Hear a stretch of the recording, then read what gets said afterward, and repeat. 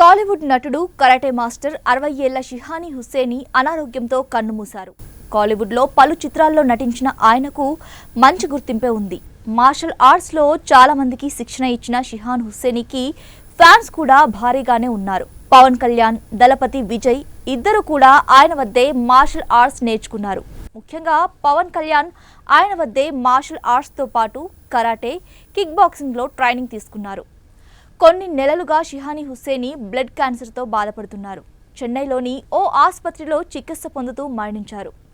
తన ఆర్థిక పరిస్థితి బాగాలేదని, అందుకోసం తను నిర్మించుకున్న మార్షల్ ఆర్ట్స్ శిక్షణ కేంద్రాన్ని అమ్మేస్తున్నట్లు కొన్ని రోజుల ముందు ఆయన చెప్పారు.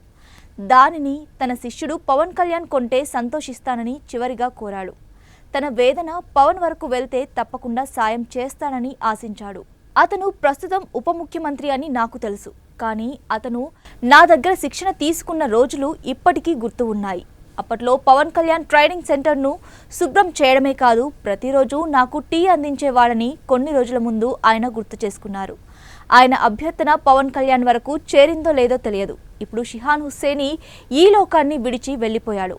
మార్షల్ ఆర్ట్స్లో సుమారు 10,000 మందికి పైగా ఆయన వద్ద ట్రైనింగ్ అయ్యారు. అలాగే ఆర్చరీలోనూ 1000 మందికి పైగా విద్యార్థులను ఆయన తయారు చేశారు.